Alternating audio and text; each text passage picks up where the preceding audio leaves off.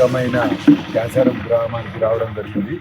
ఎందుకంటే ఇక్కడ డబుల్ బెడ్రూమ్లో ఒక 17 ఇందిరమ్మ ఇల్లు శాంక్షన్ అయితే అవన్నీ ఏ విధంగా నడుస్తున్నాయి ఆ పనులు చూద్దామని ఇక్కడికి రావడం జరిగింది. మరి అందులో భాగంగా ఆ ఇళ్ళన్నీ కూడా చాలా మంచిగా కట్టారు మా క్యాసారం గ్రామస్తులు. అదేవిధంగా 11 కడుతుండ్రు. అవి కాక కూడా ఇంకా ఈ గ్రామానికి క్యాసారం గ్రామానికి ఇంకా 4 కావాలన్నా 8 కావాలన్నా 12 కావాలన్నా తప్పక ఇప్పుడున్న మా కాంగ్రెస్ ప్రభుత్వం శాంక్షన్ చేయించి ఎక్కడ కూడా ప్రతి దగ్గర కూడా పేద ప్రజలకు ఇందిరమ్మ ఇల్లు ఇచ్చే విధంగా కూడా మేము ప్రయత్నం చేస్తాం.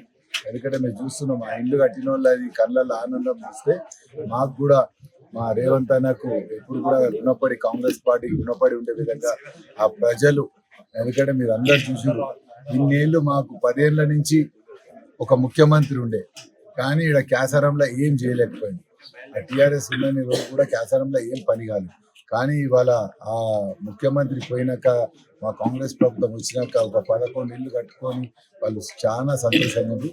రేపు రాబోయే కాలంలో కూడా మన మున్సిపల్ గజ్వేల్లో ఎక్కడ ఎవరికి ఇందిరమ్మ ఇల్లు కావాలన్నా అటు బీదోళ్ళందరికీ కూడా ఉన్న వాళ్ళందరికీ కూడా ఆ ఇందిరమ్మ ఇల్లు ఇచ్చే విధంగా కూడా మేము ప్రయత్నం చేస్తాం. కాబట్టి ఈ విధంగా కాంగ్రెస్ ప్రభుత్వం సంక్షేమ కార్యక్రమాలు అన్ని చేస్తుంది. కాబట్టి తొందరనే రాబోయే ఎలక్షన్స్ లో ఇక్కడ గజ్వేల్ మున్సిపల్ ప్రజలందరూ కూడా కాంగ్రెస్ పార్టీకి ఓటేసి కాంగ్రెస్ పార్టీ అభ్యర్థులను గెలిపిస్తే ఇంకా కూడా మాకు సంక్షేమ కార్యక్రమాలు కానీ గజ్వేల్ మున్సిపాలిటీని కూడా ఇంకా అభివృద్ధి పరంలో తీసుకుపోయేందుకు మేము మా ముఖ్యమంత్రి రేవంత్ రెడ్డి గారితో పోరాడడానికి ఇదంతా కూడా మాకు ఒక బలం వస్తుందని మీరు ద్వారా తెలియజేసుకుంటున్నాం. కాబట్టి అందరూ కూడా మున్సిపల్ ప్రజలు కాంగ్రెస్ పార్టీ అభ్యర్థులకు ఓటేసి గెలిపించవలసిందిగా మీ ద్వారా కోరుకుంటున్నాను.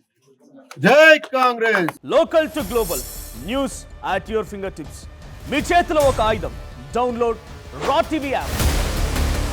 Media legend Ravi Prakash is back.